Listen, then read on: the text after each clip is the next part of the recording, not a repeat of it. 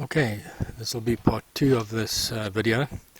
I wasn't planning on splitting it in 2 parts, but it kind of happened by accident, and in a way it worked out quite well.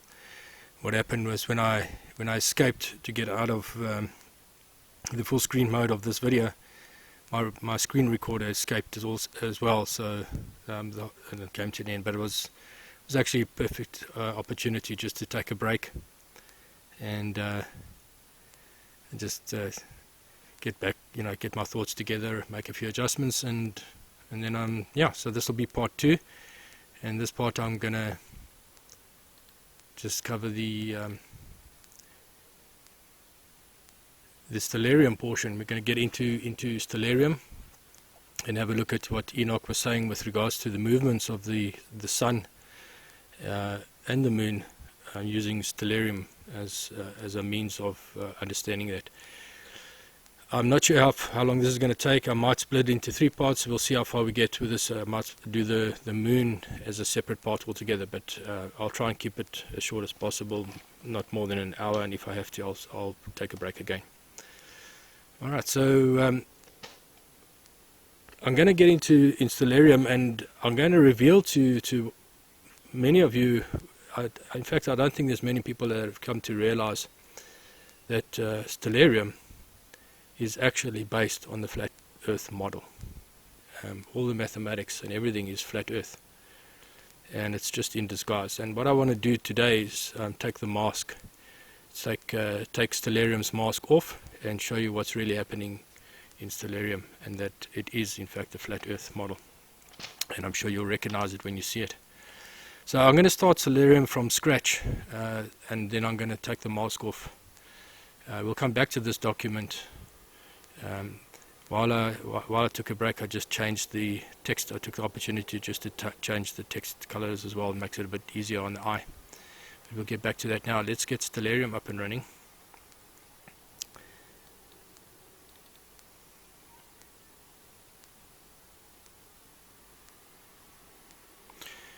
Okay, so this is what most of you would have when you start up stellarium. This is what most people have in front of them, and so this is set in a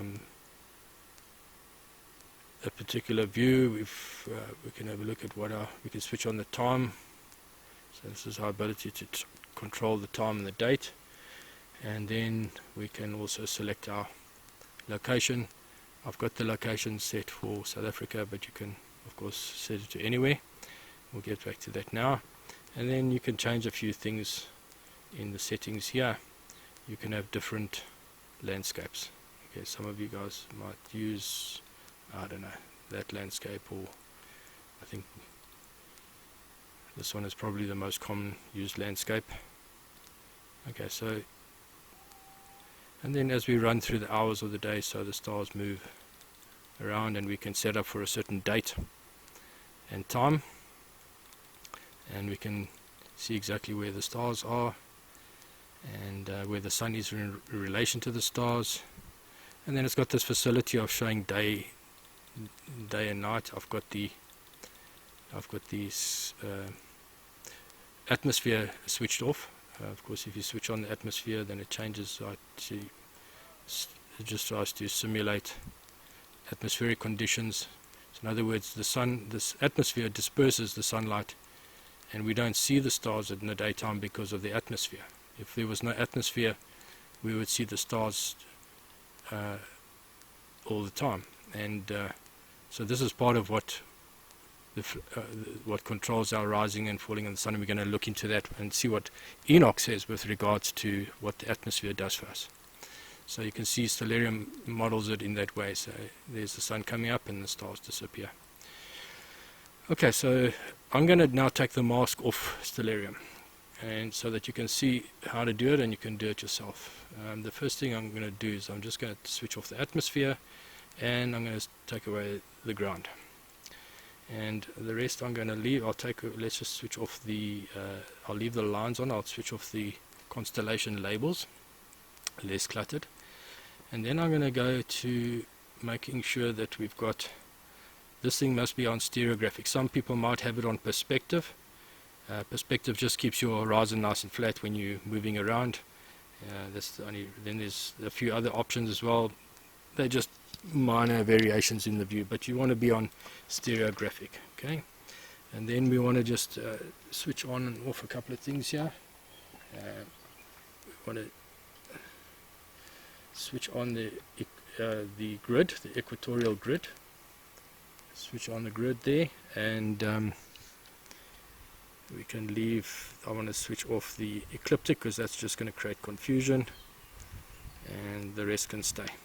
Okay, so let's just see what we've got there now.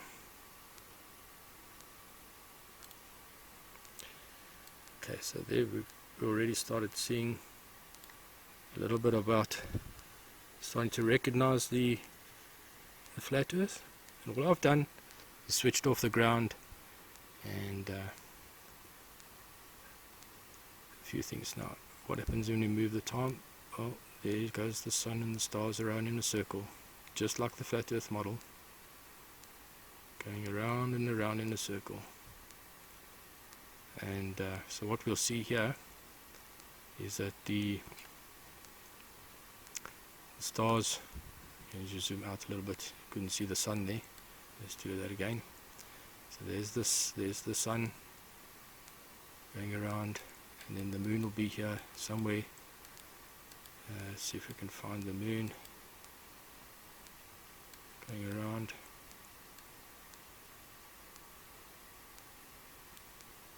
Okay, you'll see that the stars go around together, all together in one uniform movement.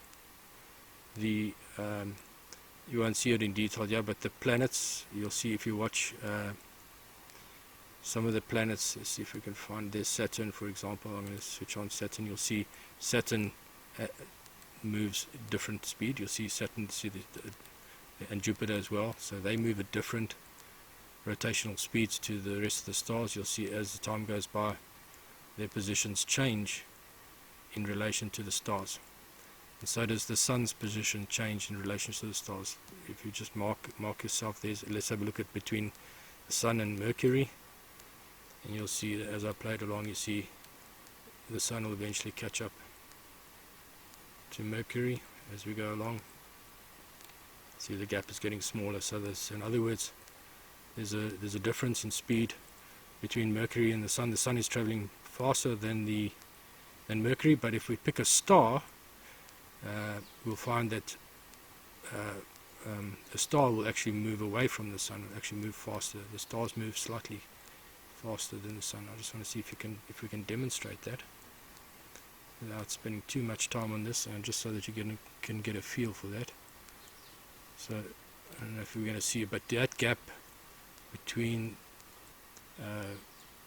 Procyon and the sun is getting bigger and bigger as we go along. I'm going to just jump. I'm going to go by day now, so that you can see. So when I play by day forward, the sun does a full revolution. It comes back to the same spot, but you will see that the stars actually have, in that same time, in one day, the stars have rotated a little bit further. Okay, you see that each day. And there's the moon. Okay, and the moon is the opposite. The moon is slower than the sun. So you'll see each day goes by, the sun actually gets, each hour by hour, the sun catches up and it passes the moon. And if we just play that, you'll see the sun goes faster. And you saw that movement in Rob Skiba's model as well. So the same situation is identical with Polaris in the middle and the sun and the moon, and each hour that goes by, each day that goes by, the sun gets a little bit further away from the moon until eventually, I'm just going to play by day now, so each day they get further until they are 180 degrees apart. Okay, you can come forward a day or so. There you can see on the phase is 1, that's 99.8. So when they're 180 degrees across from each other through Polaris, through the North Pole, that is full moon situation. And if we continue now, it seems like the moon is going backwards, but what's actually happening here, each day it's going around and the sun is coming to the same spot, but because it's gone further than the moon appears to be going backwards, if you understand that. Okay, so each day the moon jumps a little bit, falls a little bit more behind until eventually the sun catches up, and there we have the sun and the moon together, and that would be new moon day. Okay, that would be a new moon situation, and gives no light. And you can see here the phase is 0, and the illumination is illuminated 0.3%. And so I think you're starting to get the idea that you can see where Rob Skiba got his animation from for his map that he did. He really just took stellarium and switched off the stars, and that's what I'm going to do now. I'm just going to switch off the stars so that we can just focus on the sun and the moon. And so if you go to your settings and you go to the sky and you change this absolute scale to 0, then voila, all the stars disappear, and all you're left with is the sun and the moon. And then you can see the lines. I've left the lines on for the constellations, so we can change the brightness of those lines as well. Let me just see. I'm not going to play around too much with that, but I think there is a setting here somewhere for the brightness of the lines markings. That's artwork brightness. I don't want to change that. Yeah, you can play around with that. You can. It's very faint, but you can see the lines for each constellation. There's Virgo, right? There's Virgo. And if I click, I think that is Speaker. There's Speaker in Virgo, and so that's the constellations going around. And we can, we'll switch. Let's switch on the artwork, because that will help us to recognize where they are a little bit easier. So there's Virgo, and there's all the constellations.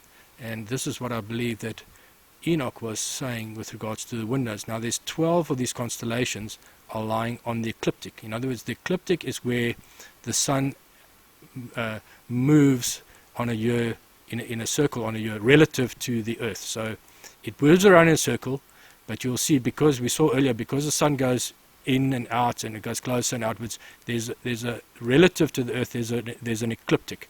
And that's what this other thing is. So if we switch on that ecliptic for a second, I'm not, just so that you can see, so this is where the sun apparently moves, okay, relative. So that's its furthest out position from the center. That'll be on the Tropic of Capricorn, and this is the closest position to the center. That'll be on the Tropic of Cancer. And then of course the equator is the blue line. So that would be the equinox. The one equinox is there where they cross over, and there's the other equinox where the sun is exactly equidistant, where the day is equal to the night and night is equal to the day, and it's right on the equator as well, on the equator, so on the midpoint. So if we have a look now at the constellations, you'll see the 12 constellations, the windows that Enoch, I believe Enoch was referring to these windows. There's 12 of them, and we can see there's Leo, Cancer, Gemini, Taurus, Aries, Pisces, what have we got? Pisces, Aquarius, and so on. It goes right round. Each of these constellations will follow. There's Libra, Virgo. So they are the 12 windows that the sun goes through, each of those through the course of the year. So it spends a bit of time, about 30 days in each one of them, each one of them, and moves on through the year, the 12 constellations. And you'll notice that it doesn't go, once it starts moving on, it doesn't go back. So, we spoke about this in the last part. The gates can't be, this can't be gate 4, 5, 6. No, because it says when it got back to 6, it went back to 5, and the sun definitely doesn't go back to 4, 5, and 6, so it carries on through the constellations. So the gates are not the constellations, okay? The windows. And Enoch said there were windows to the left and to the right, and so there were all these windows, and each one of them is telling us a story. That's what a window is all about, God's story. Okay, so I think that if that helps. So there we've got our flat Earth model, and I don't think anybody can dispute that stellarium is based on the flat Earth model. Alright, so I'm going to just switch off the the ecliptic, because that gets a bit confusing to watch that going around and around. And then I'm just going to, I'll switch off the artwork as well. We don't need that for now. We'll maybe have a look at that a little bit later. So let's just get down to the sun and the moon, and we'll just track the moon. So at the moment we've got a new moon day situation. Now let's get to let's try and get okay, before I minimize it, let me just take this let's go through this a little bit. So we've got the same situation that we had in Rob's model, okay, in the same direction. Now there was, some people say, yeah, well, which is clockwise and which in the clock direction. There's nothing funny about which direction the sun and moon are going around. It's all about perspective. You see, we are looking down at the moment, and that's why it gives the clock. But if I switch this thing around, so as if we were lying on our back and looking at the stars and that lying on our back, this is the situation you'll have, right? So now we've got east on the right hand side and west, and now we're looking up. And now when I run the hour, you'll see that now it runs anti-clockwise. So it's all just a matter of perspective. So it's still rising in the east, setting in the west, rising in the east and setting in the west. Okay, so it's just a matter of perspective. Okay, I happen to prefer this particular option, and I'm going to leave it in this view. So for the rest of the explanation, one of the things I just want to deal with also is the horizon. I'm going to switch on the horizon, which is a line. Okay, that green line is the horizon. If you switch on the ground, you'll see that the ground follows the horizon. Now you can flatten it. That's the way we normally see it. Now there you go. That's what you normally see. And guess what's behind this whole thing? The flat earth. So this is all just the smoke and mirrors. This is a mask to hide away what they really, the whole thing is built and modeled and mathematically proves that the flat earth model is the actual model. So let's just switch off that again. And so you can, everything this is a line that's giving us the horizon. Okay, there's the horizon, and it's helpful sometimes to position it. I prefer to run it in a circle, like as it really does, and then you've got this meridian, which gives you a perspective, through the middle, and you can straighten it. I like to just keep them nice and straight, the meridian nice and straight, and these longitudinal lines, if you make them nice and straight, then you've got a nice, easy to follow. So the longitudinal lines going out, and you've got the latitude, the lines of latitude going around in the circle. So we've got this situation now. So if we're now looking at it at a perspective, there's the day, everything below the horizon. We are now positioned for the southern hemisphere. Okay, if I change this to you'll see my location is in southern hemisphere, and that's why this thing curves down like that. So that's the things that I will see at night time. I will see the stars there, and I will see the sun when it's in there. I won't see it when it's over here. Okay, that's from a southern hemisphere perspective. These are the things. When it's in here, I'll see it on the ground practically. When it's here, I won't see it, and that's why in the southern hemisphere we can't see Polaris, because you see it's below the green line. If I change my location to, let's say, Jerusalem, which is in the northern hemisphere, then all of a sudden Polaris, let me just reset that so that it comes back into a circle again. Okay, and everything that's now above the horizon line will be visible from Jerusalem, and they can see Polaris from Jerusalem. Okay, there's Polaris, and but everything on this side will not be visible to the people in Jerusalem. Okay, if I set it to the equator, to somewhere on the equator, it's in fact I've got a 0. I've got a 0. This is my coordinates. Yeah, I've set to 0, 0, 0. So that's 100% on the equator. And if I straighten those lines out again, like I normally do, just to follow those, and you see now the horizon is perfectly flat because the location is on the equator. So from the equator, everything above will be visible, and you see from the equator they should see Polaris as well, so that's just visible. So everything above is visible, everything down here is not. So when the sun is there, it's nighttime, and when the sun is above the horizon, let me just move it. When the sun is above the horizon, it's daytime. If I switch on this the atmosphere, you'll see that's the simulation for the daytime. So there's atmosphere is now blocking, and then it goes into nighttime. So there you can see this, when the sun is below the horizon, it's nighttime and all the stars are visible, and when the sun gets above the horizon, there's a sunrise. And so it's all just simulation, all just smoke and mirrors and things to make you think that you're actually looking at a globe Earth situation, but actually you're looking at a flat Earth calculation. Alright, so let's just switch that off. So I like to let's work on, most people relate to Jerusalem. Okay, so we're going to set it on Jerusalem, and we're going to get our circle back. So we've got a nice flat Earth again, and the sun goes around in a nice circle the way it actually does, and so does the moon, and then we can relate to it. And we know everything above, that's what's visible.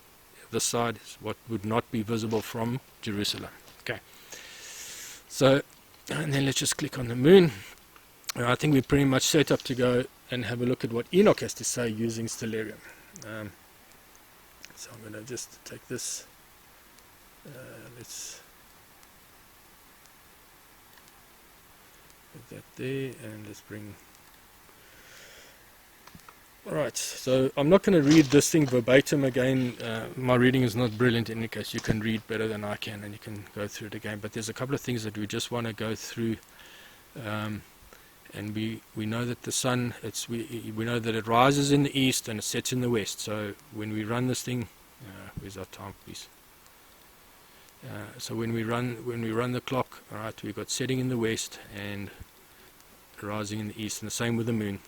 Okay, setting in the west and rising in the east. Okay, and then we're going to now go through Enoch, and it rises and sets, and there were 6 gates. Okay, now we have established for a fact that the gates are not the constellations. The gates are something else, and we saw that the gates were related to, as it went through each gate, we saw that the days changed. When it started off, the days were getting longer, the night shorter, and then eventually the days went back to day equals the night, and then we had the opposite happening, where the night got longer than the day, and then back again to the day equaling. So we clearly, I think most of you recognize that picture already, and it's no need for me to go through this, but just in case there's some that haven't seen it, what we've seen here is that was the seasons. Enoch was describing the beginning, the sun going into the northern hemisphere to giving their summer, and then going back to the equator, and then going out and giving the southern hemisphere their summer. So if we look at it we know from the northern hemisphere perspective, as the summer comes in, the days get longer, the night shorter, and then it goes out back to equal again, and then during their winter, their nights are longer and their days are shorter, exactly what Enoch described. So he was describing the seasons from a northern hemisphere perspective. The southern hemisphere, the same thing happens, but opposite, obviously. So we now know that the gates are related to these lines of latitude. Those are the gates. And so if we understand that he said that it starts off with equal day and equal night, and we know that when the sun is on the equator, that's when it's equal day and equal night. Anywhere when the sun is on this, it's equal day and equal night. When it's in here, it's long day, short night, and when it's out here, it's long night, short day, all from a Jerusalem perspective. Okay, so we know that the equinox begins on a particular day every single year. It changes slightly from time to time, but as generally speaking, the equinox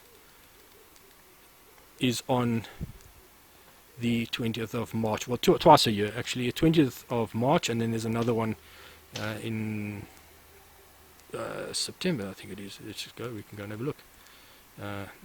Right. The other one would be this would be the spring equinox, and the other one would be the autumn equinox. Okay, so other side, 6 months on. So it'll be in the in the 9th month, the 20th of September. And then of course we've got the solstices that occur in June. So in June we should see the sun appear, summer for the northern hemisphere, winter for the southern hemisphere. And then we've got December, January area, the sun should be out here, summer for the southern hemisphere, and that will be the other solstice. So you've got the two solstices and you've got the two equinoxes right on the equator. So we know this is equinox, and so we know that this is where Enoch started. He said, okay, this was his beginning, and then we know that the days were equal to the nights, and he called this he said it goes forth in the first month by that great gate, and the great gate is the first one, the number 4. Number 4 is the great gate. The equator, the one that's right on the equator, is gate. So that's gate 4, and we said that he said it goes through gate 4. So let's have a look what happens. And he said 30 days.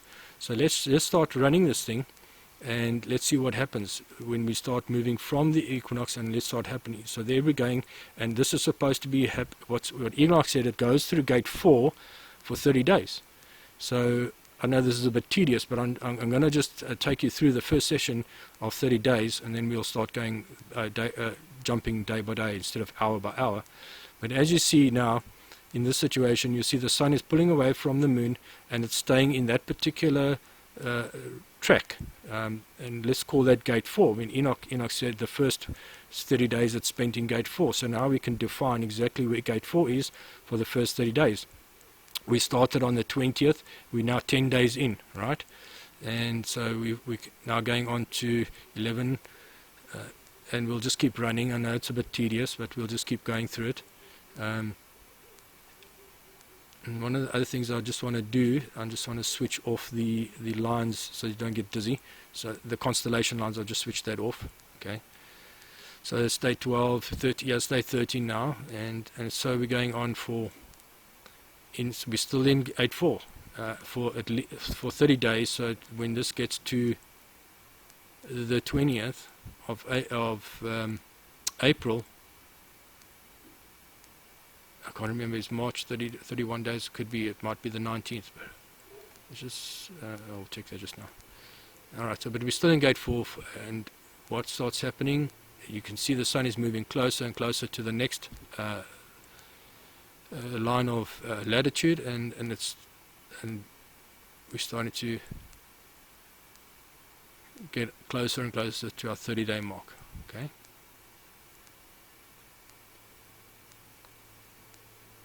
Okay, so now we're coming to the end of gate 4, and then he said after 30 days, he said it was rising and setting, and it moved into gate 3. So it's about this time now we've moved into gate 3. I think it's, with 31 days in March, we're now in 1 day into gate 3, and you can see where the sun is going. It's in the next band. So that's the 3rd gate. Okay, so now I think is the picture starting to make sense. We're going through the 3rd gate, and it'll spend how many days in the 3rd gate? 30 days. 30 days in the 3rd gate, and so we go on. So that should take us through to around about the 20th of May will be the end of the 30 days, or 18th of May, 19th of May, I think it is 30 days in April, so it'll be 19th of May. Sorry, this just me, we're going to go through this step by step. Later on we'll step at a faster rate, but you can just see what's happening is this is now the days are getting shorter.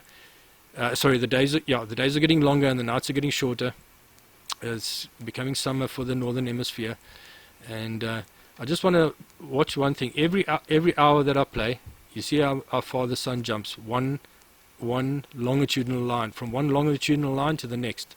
Every hour, one longitudinal hour to the next. Every hour it jumps through. Okay, you'll see later on when we get to the outer line, every hour is one longitudinal line. So the sun completes. There are 24 of these. We can actually count them. If you count these blocks, there's 1, 2, 3, 4, 5, 6, 7, 8, 9, 10, 11, 12. So I'll get them all lined up more perfectly. Let's count them again. It's 1, 2, 3, 4, 5, 6, 7, 8, 9, 10, 11, 12. Okay. So, and then there's 12 above. So it's 1, 2, 3, 4, 5, 6, 7, 8, 9, 10, 11, 12. Okay, so that's your 24 hours. And so each hour, so let's press on. We're looking for May the 20th. I'm just going to jump a couple of days, okay, just to save a bit of time. And we see how the sun is getting closer and closer. There's May 20th, okay. Let's go back a few days. Right, so now we're getting closer to 19th. Should have been our 30th day. And let's have a look at where we are. We're now, there was gate 4, there was gate 3, and we said, Enoch said, after gate 3 comes, gate 4, gate 5, not gate, I kept on saying gate 3, it was gate 4, after gate 4 for 30 days, then it was then the 5th gate, and he called it, so it's gate 4, gate 5 for 30 days, okay, and then after gate 5, he said gate 6, 31 days, okay, so we now reach the end of gate 5, and that's 30 to 60 days. We're now going to go 31 days, and it starts, you'll see the sun starts going into gate 6. Okay, and all the other rules still apply. The sun goes faster around than the moon, and the moon it catches up to the moon. There they are on the par with the moon, and then it passes the moon, and that was new moon day. Now it's phase 1, and then each day a new phase, another phase comes along, and we'll get into that later on. Enoch describes the moon separately, so we're getting on. We know that this should take us through to June the 20th, I think, somewhere around the 20th. I haven't worked out things, but it's roughly 30 where we were, plus the 31 days. So I'm going to just get this up to a sunrise, and then I'm just going to jump a couple of days. So we are June the 2nd, and I'm going to jump a couple of days now. So that's another day, so the sun's gone right round, and another day, and it's gone right round. And you see as these days go by, okay, see how the sun is getting closer. So that's going through gate 6. Oops, I went too far now. So yes, if you count the days more precisely, that should be the end of gate 6. And then he said it turns around. If you have a look, he said, where was gate 6 for 30 days, and then 31 days. That was sorry, we missed. Sorry, I jumped a bit. It's gate 6, 31 days, and then and this is when the daytime is 12 parts and the nighttime is 6 parts, and then we had this sun rises up, and that the day may be shortened and the night lengthened. So this is the turnaround point. That's the turnaround point, and then it says enters into gate 6. So at that moment, that one day, it's actually out of gate 6 just for one day, and then it goes back into gate 6 again. So as we see the days now, it goes back into 6, and then traverses. Now you see how much narrower gate 6 is. Obviously a much narrower gate. It still did 30. It still did 30 revolutions in gate 6, but the distance that it traveled was much smaller than gate 5, and maybe even and gate 5 is even less than gate 4. But we'll see now what happens as we go out. So we've gone back into gate 6 now, and we're now going backwards a few days. So we're going forwards a few days, and I'm just jumping ahead to the next month, July. Around about July the 20th would be the end of gate 6, and we're now going, and then it says after gate 6 of 30 days, we go into gate 5 for 31 days. Okay, so this is now, gate 6 for 30 days, and then gate 5 for 30 days. So let's jump through these gates, through these days quickly. Okay, that's gate 5, and now we're going into gate 4. Okay, after gate 5. 5th gate, so it was the 5th gate for 30 days for the 5th gate, and then the 5th gate into the 4th gate for 31 days. Okay, so it was 30 days through gate 6, 30 days through gate 5, and now 31 days, or 30 plus 1 to get back to gate 4. Okay, so I'm just going to press on. It should take us around about to the 20th of September, thereabouts. Okay, so that's the end of the cycle, and we've now completed 6 months. Okay, we started in the 3rd month, we're now in the 9th month. We've completed 6 months to do that whole circuit, and we're now in gate 4. What did he say comes after gate 4? So gate 4, he says, okay, this is where he said the days is made equal with the night. That's exactly right, on the equator. And then he says returns to the east to the third gate for 30 days. So it's after the fourth is third gate, and then after the third gate it was second gate. So I'm going to just jump through these days quickly.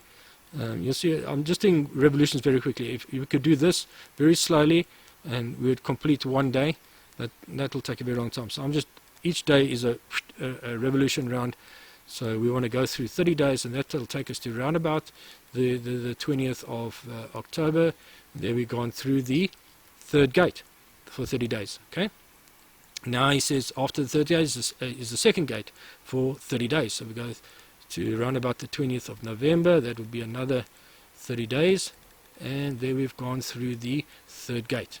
Okay. And then he said after the third gate is gate 1. So third gate, 30 days. It's coming back. Where is it?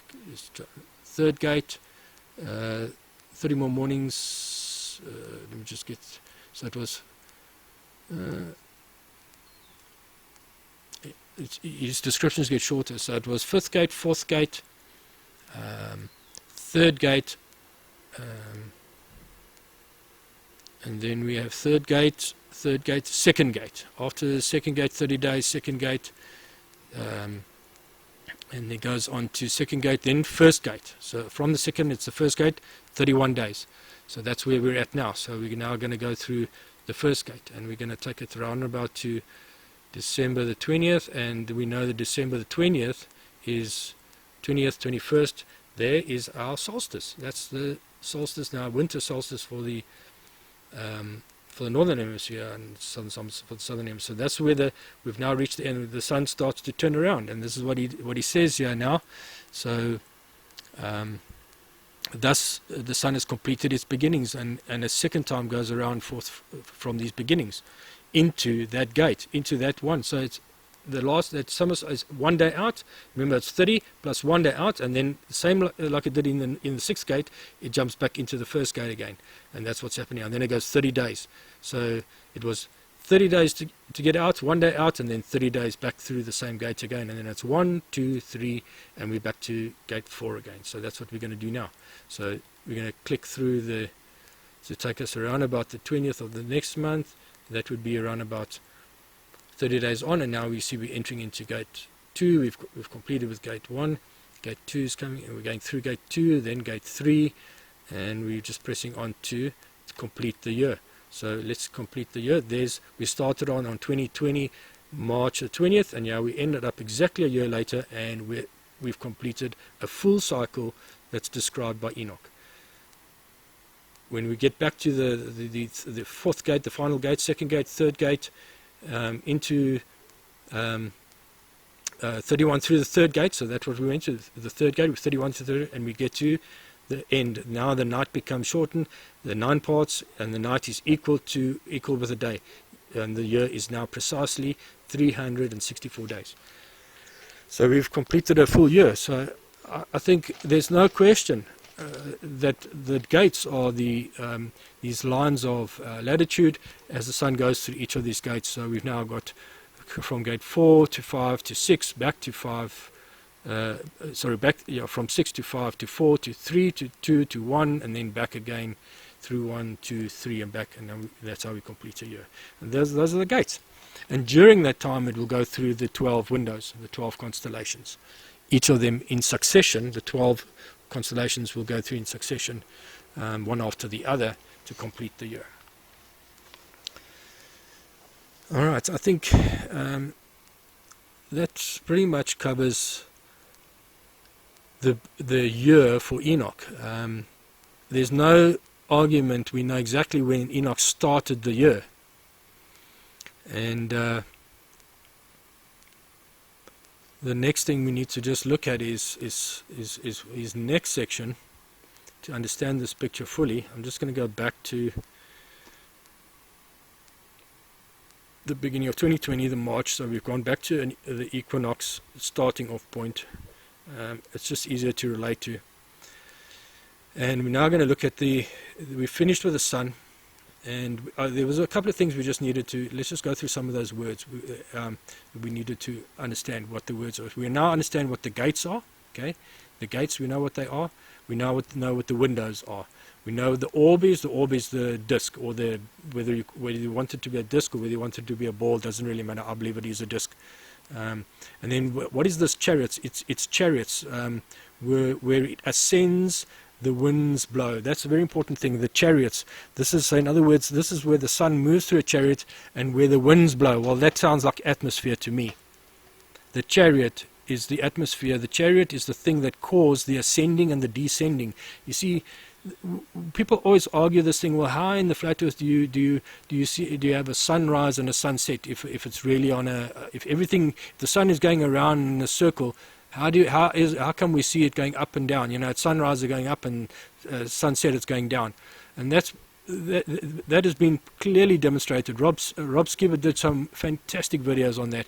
I think he pulled them down, but I might have a copy. I did download a copy of it, and I might put it up later on, or I might actually add it as a section in this video. Yeah, if I can find that, if I've still got it, where he clearly demonstrated how the atmosphere causes the illusion of the sun to be looking like it's actually rising and falling. It's refraction. It's called refraction, and that's exactly what Enoch is saying here. That the chariot, this place where the wind blows, is where it ascends, and obviously if it ascends there, it descends there as well. So that's I think Enoch doesn't give us a lot of information on the windows. He doesn't give us a lot of information on the atmosphere, and I believe that is exactly what he's alluding to when he covered these particular aspects. So that's what the chariot is, the place that causes the apparent ascending, descending of the sun during sunrise and sunset. We spoke about the windows, and we've spoken about the days, shortening and lengthening. All that stuff is covered. Just want to see if there's anything else that we needed to cover. Yes, okay, it was the 60 days. This thing gets a bit confusing. The law, this final thing, it is the law and progress of the sun, and it's turning when it turns back, turning during 60 days and going forth. This is the great everlasting. Remember at the end, in gate 6, we had 30 days through gate 6, one day out, and then 30 days through. That's the 60 days. The same thing happened at the first gate. It went 30 days through the gate, one day out, and then in 30 days back in again, and that's the 60 days he's talking about over here, where it turns back during the turning of 60 days. So that's, and then the last, okay, we know that they're both the same dimensions, and then we now getting into the moon. All right, so I think I've pretty much covered everything that I wanted to cover with regards to the sun. And now just to complete the picture, let's have a look at what Enoch says with regards to the moon. So the moon, he says, it was an inferior luminary, which is the moon, and its orb, which is the orb of the heaven. Okay, so it's just describing the shape of it. Again, its chariot, it's got a place where it moves. So it also appears to go rise and fall. It's the atmosphere again, this in which it secretly ascends, the winds blow. Okay, so that's the atmosphere that causes the rising and falling, or the apparent rising and setting of the moon. And light is given to it by measure. Okay, we know that it gets a portion, and then he goes on to, and every month at its exit and entrance it becomes changed, and its periods are as the periods of the sun. So its cycles are similar to the sun, and when in like manner its light is to the exit, its light is a seventh portion of the light of the sun. So it's a very convoluted way of saying the brightness of the moon is a seventh.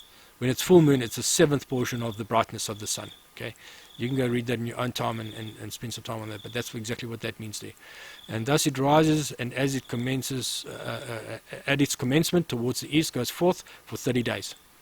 And at that time it appears, and it starts off with a dark moon, and it appears, and it becomes to you the beginning of the month. There Enoch confirms for us the dark moon is new moon day, not full moon. Okay, so it was dark, and when the first appearing is the beginning of the month, 30 days.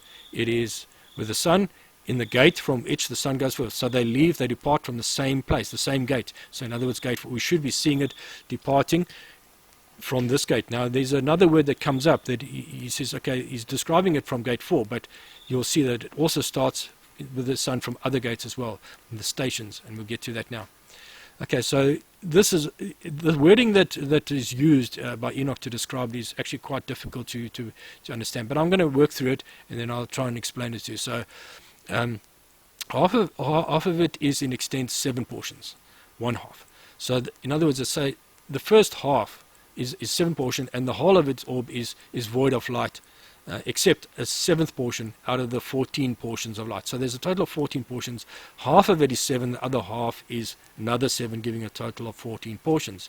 And in a day, it receives a 7th portion. So each revolution, it gets a 7th portion. In other words, it takes 7 days to get to half full, and then another 7 days to get full portion, and then it starts reversing the cycle. Okay, so its light is by 7s, by 1 portion, by the half of a portion. It sets with the sun. Okay, and when the sun rises, the moon rises with it. Okay, and receiving a half portion of light. That's the beginning. That's the beginning of the month. When the sun rises, the moon rises, and receiving a half portion of light. And on that night, when it commences in the period previously to the day of the month, the moon sets with the sun. So on that night, it commences with his period. So in other words, he's telling us how to determine here the beginning of a month. And I'm going to show you now on the previous day, it sets with the sun. Okay, so it sets with the sun the previous day. So that is when the sun and the moon set together, the next day is day 1. That's what he's saying here. Okay, and then on that night, it is dark in its 14 portions. So in other words, that night when it sets with the sun together and it's dark that night, you don't see it, and it is in each half, but in its 14 portions, that is in each half, but it rises on that day with 1/7 portion precisely, and in that progress declines from the rising sun. In other words, it falls behind. The sun starts going ahead of it. It falls behind the sun. Okay, and during the remainder of its periods, its light increases for 14 portions. So what I just want to demonstrate to you that I just put a quick presentation together here. So this will just give you, so we know new moon starts, you don't see anything. Okay, and then the first day it gets a portion, and the second day another portion. That's 2, 3, 4, 5, 6, 7 days, and it's half. Okay, and that's what Enoch was describing. The first 7 gets half in 7 days, and then the other half it gets in another 7 days. So that'll be 8, 9, 10, 11, 12, 13, 14, and it's full moon. Okay, and then the reverse happens, and then it starts losing a portion each day. So it's 1, 2, 3, 4, 5, 6, 7, and that's now our waning moon. The previous one was the waxing moon, and then it loses the other in 7 portions as well, and we're back to a moon that's gone away. So that just kind of gives you an understanding of what happens each day. It gets a portion to the moon. You got most people are now. If I end this, okay. I didn't want to click on escape because then it escapes my recording as well. Okay. Alright, so we now understand what the moon is doing, and we understand that when to determine when is the beginning of the month. It gets its first portion on day 1. So let's just get to our time nicely set up. We're on the equinox. This is the beginning of the sun, the beginning of the year from a perspective of the sun, right? On the equinox, that March 20th in the morning. Okay, you can see how it's exactly the 0 hours on the horizon, and the sun is right on the equator. So we know that is day 1 of the 364 day count. And let's just deal with that now, because what has actually happened, I think I mentioned in the previous half, is our year has got longer by a day and a quarter, yeah. And I believe that was as a result of the flood. So we need to just bear that in mind. Enoch didn't describe it as a 365-day year, but a 364-day year, and there was a change. The moon cycles have also changed slightly, or the moon cycles changed in relation to the sun. So just something to bear in mind. And we saw that in the beginning of his chapter, he alluded to the fact that there would be a change. We spoke about it in the previous part of this video. Okay, so we're on day 1 for this, the day Enoch's year, the sun day count. But what about the moon count? Is this the beginning of the month? It can't be, because we've got a 15%. It's illuminated 15%, so it's not the first day of the month. So we've got a situation here where Enoch's day count for the sun doesn't start simultaneously with the moon count, and that's something and I just want to highlight that, because there's no doubt about it. If we go to the rules that he said how to determine a day, let's go and so if we just go forward, you see there is day 1. But let's go and see what Enoch said when we must find when the sun and the moon set together. So let's go and put the sun and the moon setting together. Okay. So there's the sun. There's the sun setting.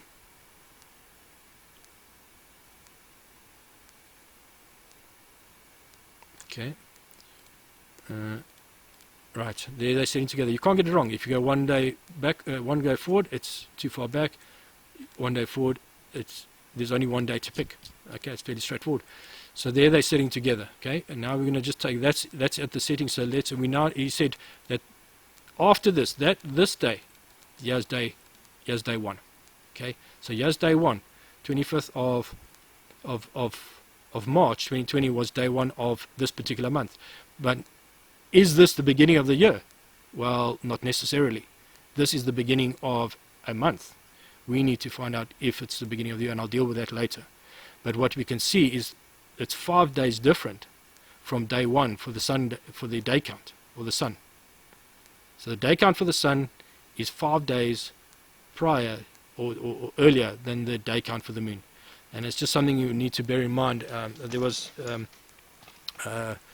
Mike and Charles, you guys need to have a look at this, because you guys have used these counts in your timeline, and you might want to just take, if I recall correctly on your spreadsheet, you've got the day count for the sun starting on the same day as the day count for the moon, and you can see here that they are actually at least 5 days apart, and maybe they actually are 35 days apart, because this might not necessarily be the first month of the year, and we'll have a look at that later. We know that the 20th, in fact, this is the day that the Hebrew calendar started this year, and we know that they're 1 month too early, and we'll have a look at how to determine which is the first month of the year. So this is not necessarily the first month, but it is day 1 of this particular month. So now we go day 1, and we can start. So there's day 1 gone, and that the moon would have received its first portion, its first sliver of light. Okay, 3%. And so day 2, and you'll see it's just like Enoch said, it falls behind, declines. Okay, declines from the rising sun. So each day the moon is a little bit further behind than the sun, and it gets another portion. Now we had 7. It received another portion in the day. So it's exactly, and you notice how the moon, when it started off, the rising was together with the sun in the same gate. But now it's already the moon's already moved over into gate 5, but the sun is still in gate 4. So, but they started off in the same gate. So the moon's moving much quicker through the gates than the sun. Okay, so let's just press on. So now we're moving on through the days. I've lost count of the days, but I'll be able to pick up exactly where we are just now. You'll see there we're at 38% illuminated. Okay, and we're moving through each day. It falls a little bit further behind. Each arises a little bit later and a little bit later each day as it goes along. And we're getting closer to. Yeah, we're getting to the situation where now it's about to be 50%. Okay? There's the sun high. Here's the moon is at 50% illuminated. Okay, guess what date this is? If I go and count it, I can go back, but I can tell you now this is day 8, and I know that because this day 8 is the Sabbath, and we now know that the moon, the half moon, marks the Sabbath. We can actually prove it. Let's just go back quickly. 8. Let's go back. Let's go back to the beginning again. Date. and I'll just count the days off more accurately so that you can see it. Okay, yes, this was day. Okay, let's just make it rising. There's day 1. This is day 1, right? So that's 1. So this is 2, 3, 4, 5, 6, 7, 8. Okay, and a little bit more. There it's rising. There it's 50%. On day 8, it's half, 50%, and that marks the Sabbath. Isn't that beautiful? God has marked our Sabbath. So all you have to do is look up in the sky, and in this particular instance, on the 8th day of the month, which is the Sabbath, you'll see the sun will be up high and the moon will start coming up. You will see it. Okay, if you had to play a little bit further, when you look up around about in the evening, you'll look up and you'll see the moon is exactly half, and you'll know, confirmation, you are on the Sabbath day. Nobody can muck with this. Your calendars can be wrong, and I've put out a calendar, as you guys well know, and I've been struggling with a couple of things on that calendar, determining exactly which is New Moon Day, and I've tried to get it as accurate as I possibly can, and I've spent a tremendous amount of hours on that, and I can tell you now that a calculated calendar is not 100%. It's the only calendar that we might be able to get 100% is if we can base it on the sun, moon and stars by calculation, not on a counting of days. And all the calendars will start the new moon on a particular and it counts off, and invariably somewhere along the line it drifts out. The calendar that I put out, I've estimated, and I've gone and checked it to make sure that the full moon lands on the 15th day. We'll see it now, we'll see it on here, but to check it that the full moon lands on the 15th day, it happens 85% of the time. So the calendar I put out is about 85% accurate. I did a similar exercise on the Hebrew calendar, and they're about 13% accurate. So the days that they say are the 15th day of the month, it doesn't only 13% of the time does their 15th day of the month actually land on a full moon. And there was another calendar put out, and I did, and they got 35% correct. So you can see that with the best will in the world, the calendars are invariably, there's some error in the calendars, and the only way to verify for a fact whether we're worshipping on the correct Sabbath or whether we're holding the feast day on the correct day is to look up and to see what is the sun and the moon and the stars telling us, because that's God's timepiece. And it's perfect, and nobody can muck with it, and nobody can change it, and nobody can miscalculate it, because it calculates perfectly every single time. Okay, so this is the 8th day, and we see that the half moon announces the 8th day, and we can play on, we can continue. That's the end of the 8th day, and here we come. Here's the 9th day. Okay, and I'm just going to go forward to 15 days. So that's the 9th day, so that's 9, 10, 11, 12, 13, 14, 15. This is the 15th day. And look where the moon is. 100% full. So let's just go back one day. What does the moon tell us about the 14th day? When it sets. Okay, this is the end of the 14th day, and there's this moon rising. Okay, so the moon announces, the full moon announces the coming of the 15th day, the most important day in God's calendar, the 15th day. So as it sets, the whole of the night, this is where Michael Shabbat likes to use this, the moon reigns the whole night. The full moon reigns the whole night. Okay, so the full moon is in charge of the night, the whole night, right through to the end, and there it is in the morning, and you've now got that situation that we always looked for as well, to confirm that's this is the beginning of the 15th day, the very, very beginning of the 15th day. As the sun rises, the moon sets, there's full moon, and that's the 15th day.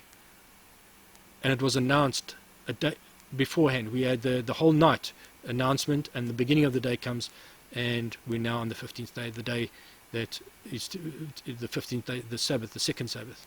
Okay. And so it goes on. So now as we progress, now the sun is starting to catch up again on the moon, and they start getting smaller and smaller and smaller as we go along. Okay, so that was the 15th day. And here's the 16th day. So now we can just jump a few days. That's 16, that's 17, 18, 19, 20, 21, 22. Now what do we know about the 22nd day? We know it's also a Sabbath, and look at it, 50% moon. And the moon announces it. So when we look up And I actually took a photo of this. I'm not even. I'll add it into the presentation when I put this video together. I'll just insert the photograph that I took this morning of that half moon, because today is the 22nd day Sabbath. It's a Sabbath today, and it's the 22nd day of the third month, and it was exactly half moon. So I'll put that photograph in for you guys to see it that was looking up and saying, absolutely, we're on the right day. Today is the Sabbath, and it was confirmed by the moon. So that's the 22nd day, and then we can go on. That's 22. That's 23, 24, 25, 26, 27, 28, and 29. The next Sabbath, and it's a dark moon. You see, it won't be visible. The 29th Sabbath is a dark moon Sabbath. And we can go, so that's the 29th day, and we come together now. There we go. The sun is now setting with the moon, and the next day will be day 1. Now, sometimes you have the situation, I just want to simulate, sometimes you have this situation where the moon is on the 29th day, you have the moon still further back, then it requires a transition day to bring the sun and the moon together again. But that's not needed in this case. Okay, so because they are together after the 29th day. So we just pray now after sunset, we take it through to the morning, and here is day 1, new moon day for the next month. And this, now, you'll remember the previous month, it started on the 25th of the third month, and here it's starting on the 23rd of the fourth month. That's new moon day.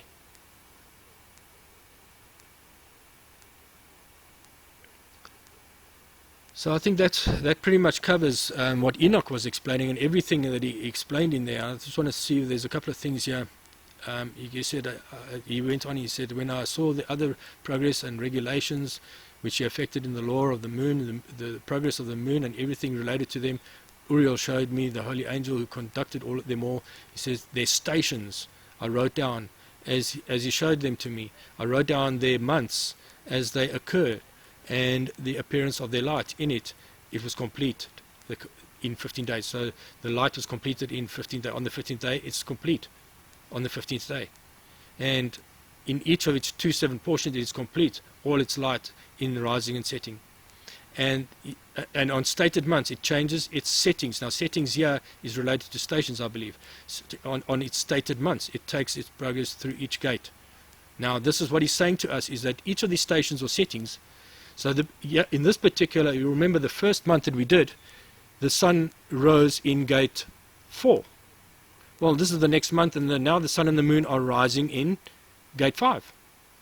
And if we go a month on, they're rising together in gate 6.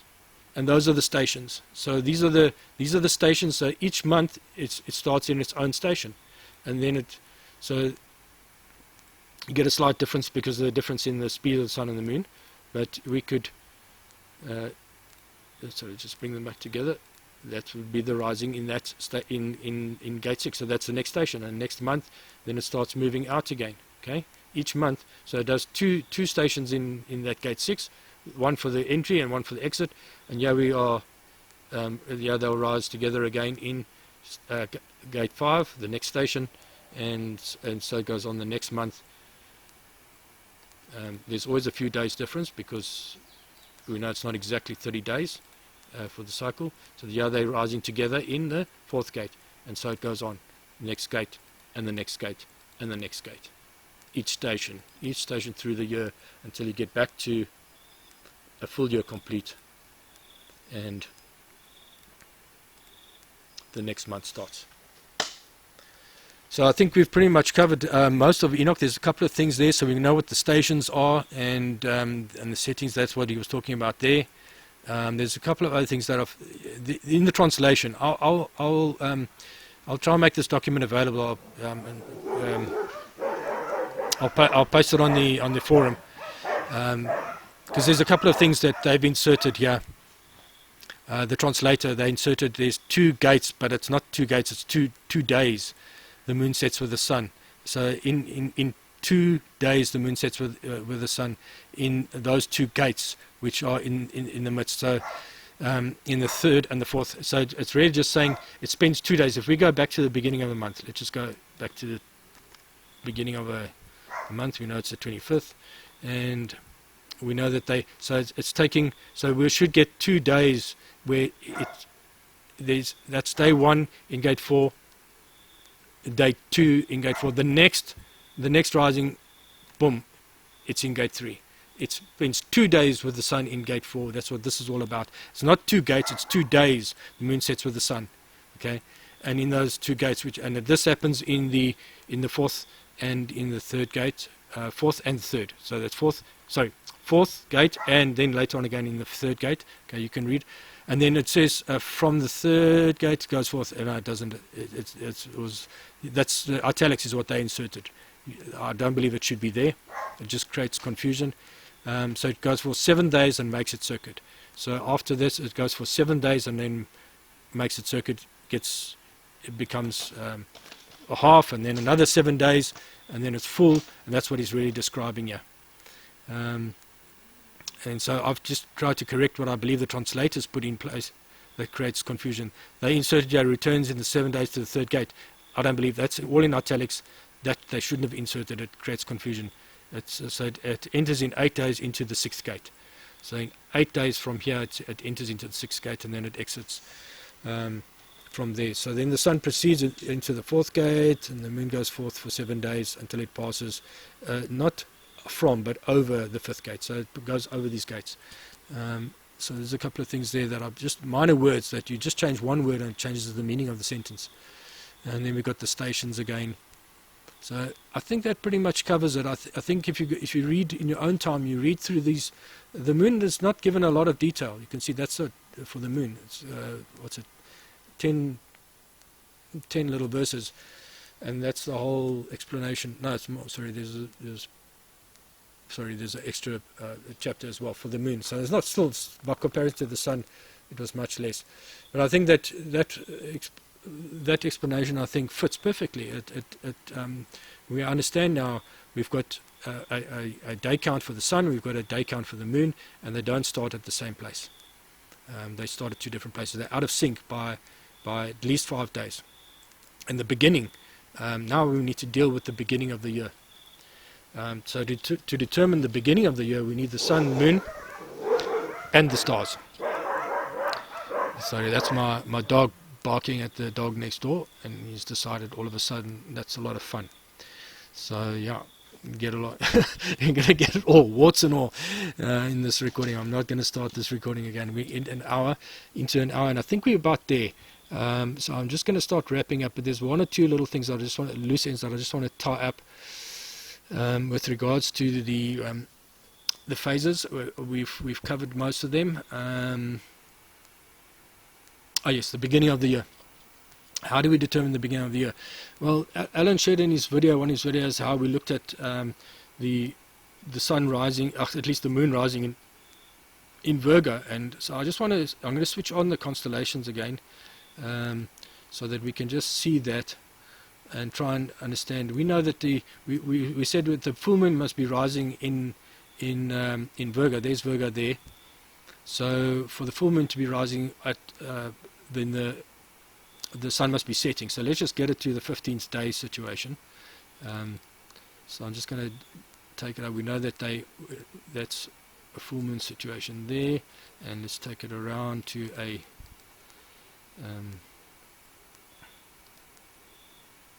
that's where the sun is setting. Okay, so we're looking at the percentage there. Okay, there's full moon. So that would be that. This is now the end. We want the 14th day, actually, I think, one day before, and we want to see the rising. This is the rising of the moon. Okay, so this is moon rising, and here's Virgo. So the moon is not rising in Virgo, so we know there's a problem here.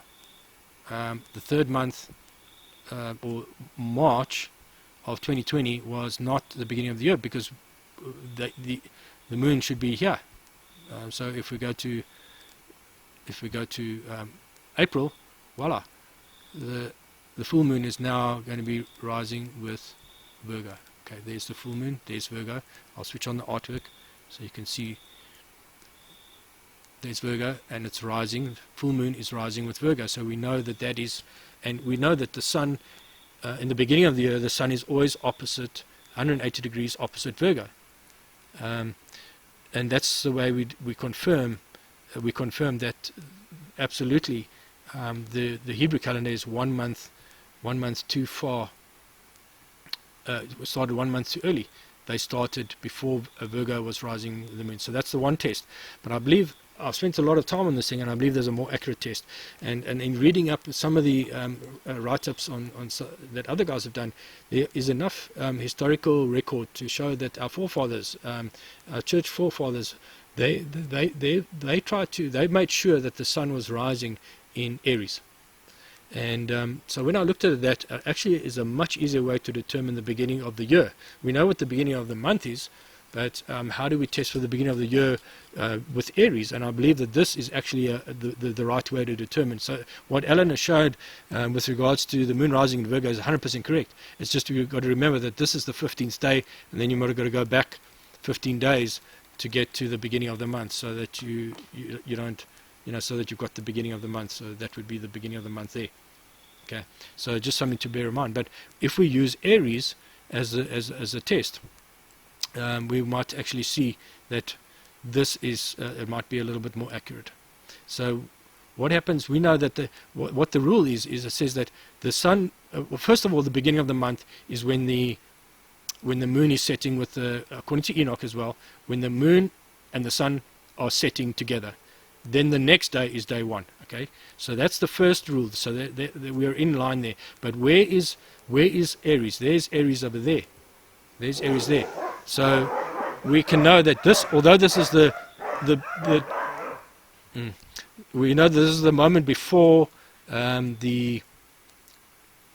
before day 1, but we know that it's not the first month of the year because the sun must be in Aries. So if we go to March, and there it is, boom. Now we've got, and let's just adjust for the, now we've got a situation of the sun and the moon setting in Aries. So the next day will be day 1 of the month and day 1 and the first month. So we now know 2 ways, absolute confirmation. April was the beginning of the year for 2020. And interesting thing to look at is on the 15th day is how the sun sits in Aries and in Virgo on the day that Jesus was crucified. I'm going to go to the 14th day because there's a story in this thing. So we know that this is so let's just move this around to, so there's a setting, and okay, so we know that this is it's 1, 2, 3, 4, 5, 6, 7, 8, 9, 10, 11, 12, 13, 14. Okay, and let's just take this around. So that's the beginning of 14. And have a look at just here's the beginning of 14. The sun is in Aries, and the moon, the full moon is in Virgo. The 14th day, the day that Jesus was crucified, the 14th day, the sun was in Aries, and the moon in Virgo. And 1 day forward, changes. Now it's still in Aries. Sun is still in Aries, but the moon is now in Libra, the scales. So that's 15. 16. It's now, okay, let me just click on the sun's, trying to see. So now it's in Cancer. On the, that would have been the 16th, 15th, 15th day, 16th day, 17th day, 18th, 19, 20, 21, 22, 23. What do we know about the 23rd day of the first month? Look at that. I don't know enough about it, but I'm telling you now, this is telling us a story. The sun is still in Aries, but the moon is telling us, pointing at each one of these constellations as it's going around on the 23rd day, and then so it goes on. And if we go, you can go and play around with this yourself, and you'll see there's a story to be told. by the sun and the moon and the stars. I don't know enough of this. I just something that I observed, that I just wanted to point out to you guys. Okay, so we've got the constellations on now, and I just wanted to show you.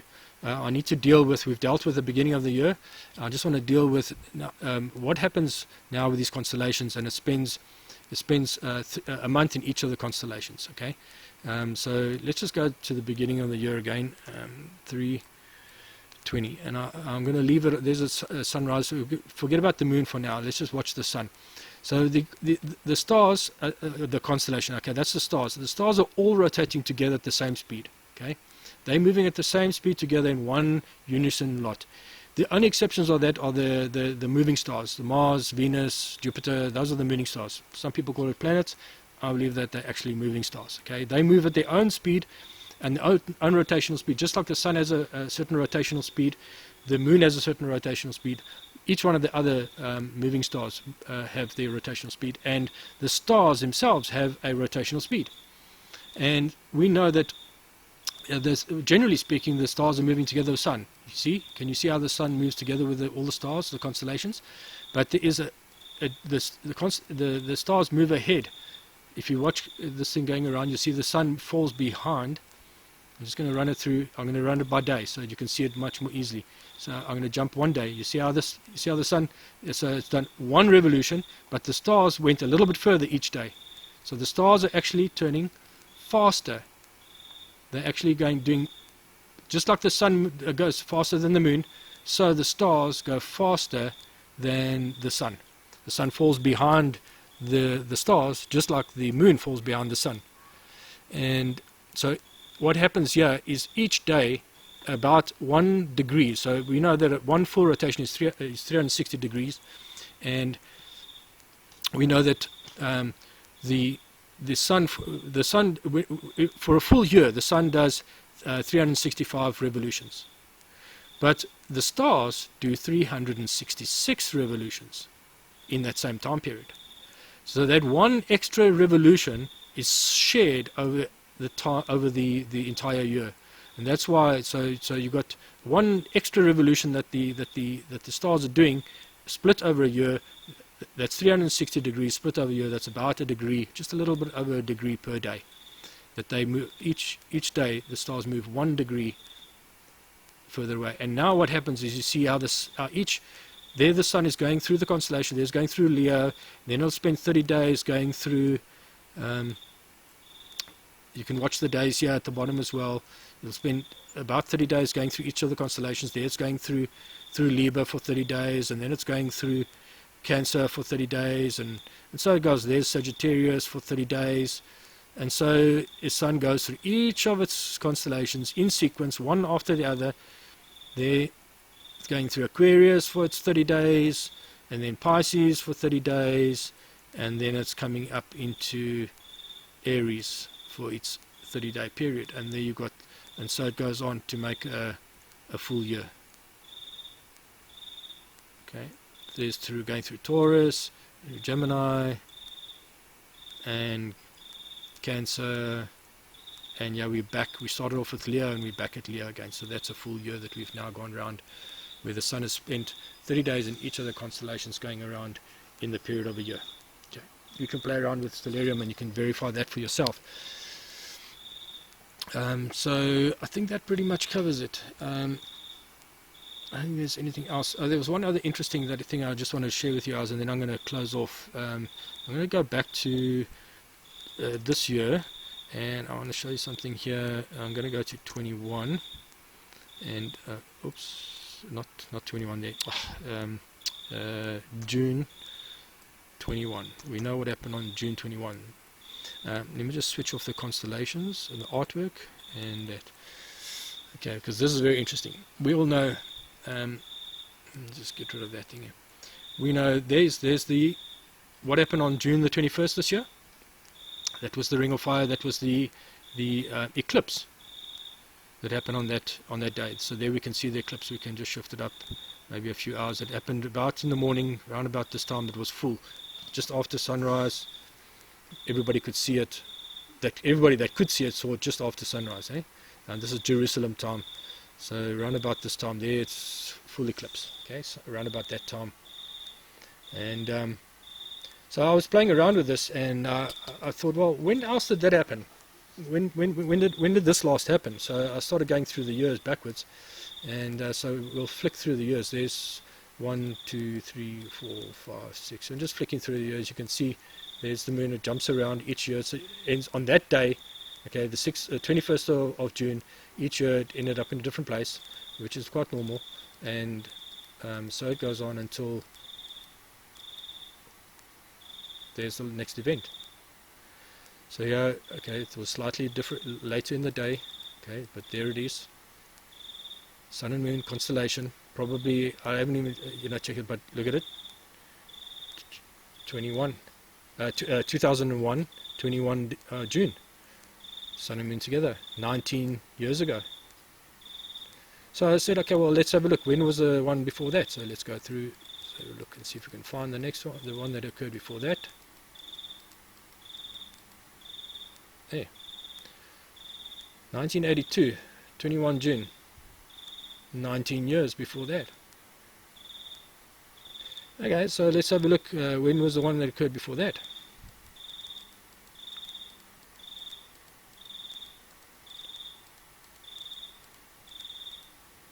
Ah, okay. 1963, 21 June. 19 years before that. So we've had 3 sets of 19 years gaps and the same event occurring. So let's go back. Let's have a look some more. Is there another occurrence?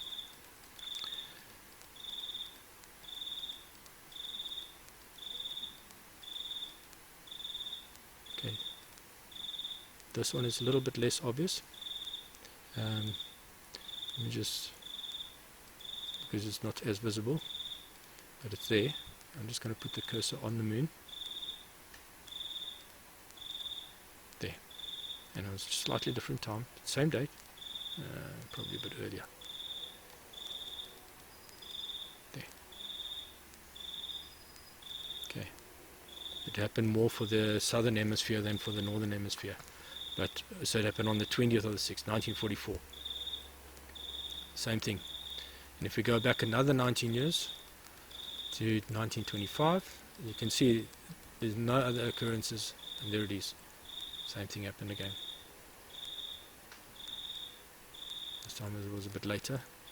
There. Sun and the moon together.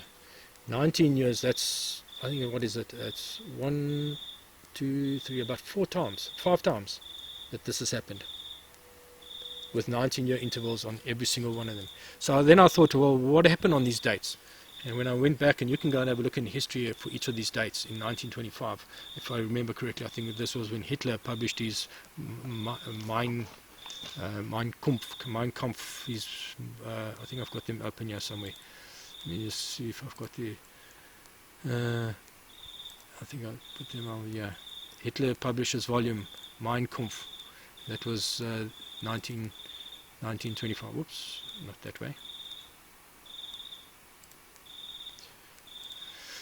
1925 was, so that there's a couple of, you can go look for other, but that was quite significant. And if we go and have a look at 1944, there was the D-Day, Battle of Normandy, D-Day, 1944, June the 6th. 1940, another significant, there's a few other events that probably also, but that was quite a significant event that happened on that day.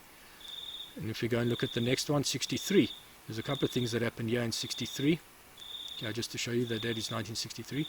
And here we had Kennedy was shot. Kennedy shot and killed in Dallas, so in 1963. We also had the riots happening in that year. We had the, and then Martin Luther King delivers his I Have a Dream speech. So you can see how these cycle of 19 years comes up quite often, and some really significant things. I mean, Kennedy was taken out in 1963 on that 19-year cycle. If we're going to have a look at 82, and this one surprised me a little bit. There wasn't anything major here that really jumped out at me until my son mentioned, guess who was born on that day, 1982. 21 June, on a solstice, Prince William was born. And his wife was born in the same year, 9th January 1982. So we have another. There's something about this. I don't know what it is, but there's something happening here. There's a couple of people that have some ideas, and I'm not going to go into that. I just thought that was very interesting. On that 19-year cycle, and what happened in 21? Well, we all know what happened there. The terrorist attack, that was the 9/11 event, and there were a whole lot of other things as well. There was that anthrax scare that happened in that year, and a whole lot of other things that tying in. You can see the news is getting a lot closer. There was riots, race riots. And now my dog is having a riot with the dog next door again. So we had race riots here, and this was interesting. A shooting of an unarmed black man by a white police officer. Sounds like just this year, but it was actually in 2001. Same events, similar events. So what we're seeing is a cycle of similar events happening on this 19-year cycle. I always wondered why was this 19 years bugged me. Why did they wait? Why is there 19 years since the last 9/11? What is it all about? Well, they seem to be following the stars for some of the reason. Looks like Satan is also, he's got a plan, and I've come to this conclusion that he follows a cycle of 6n+1. Okay, I'm going to try and explain this very briefly to you, and then I'm going to move on. You'll see on some of my calendars that I put out, I came to the realization that God works on a cycle 7 times n+1. In other words, 7 times a number plus 1 is and then 7. So 7 times 0 plus 1 is 1. Okay, 7 times 7 times 1 plus 1 will be 8. So that's the 8th-day Sabbath. Then 7 times 2 plus 1 is 15. So it's the next Sabbath. 7 times 3 plus 1 is 22, so it's the next Sabbath. 7 times 4 plus 1 is 29. So you can see God's Sabbath cycles are on a cycle of 7n+1. The year is also 7n+1. It's 7 times 52 plus 1 will give you 365. So there's a continuous cycle of 7n+1. And I came to realize that Satan is also working on a cycle, but his is 6n+1. 6 times a number plus 1. So he's also got 6 times 0 plus 1, that's 1. And he's got 6 times 1 plus 1, that's 7. And then he's got 6 times 2 plus 1 is 13. And 6 times 3 plus 1 is 19. And you'll see that he loves his number 13 and number 19. And then he's got another one, it's 73. 6 times 6 plus 1 is 73. 73 times 18 is 666. And 18 is 3 plus 3 plus 3. So if you take 666, you add them together, you get 18 times 37, which is on his cycle of 6n+1, and you get 666. So anybody tells me that there's nothing in the numbers, there is. Charles, this is your one. This is where you guys need to figure what these ones out. But clearly there's a cycle of 6n+1 for Satan, and 7n+1 is God's number, or God's cycle. So there's just some interesting stuff for you guys to look at. And I think then that's pretty much it. I wanted to show you that. I think we're pretty much covered. I think we've got a clear understanding of what Enoch is actually saying, and that was the purpose of this presentation. I will insert those photographs, that one photograph, so that you can just get to see that photo that I took of the moon this morning. It was with my cell phone, so it's not a great photo. In fact, I'll insert it about at this point in the video, towards the end. And then I'll find a way to share this Word document with you guys. Of course, it's available. You can download it from the site sacredtext.com, and it's all available over there. I hope that helped you guys. At that, I'm going to leave it, and I hope this was meaningful for you guys.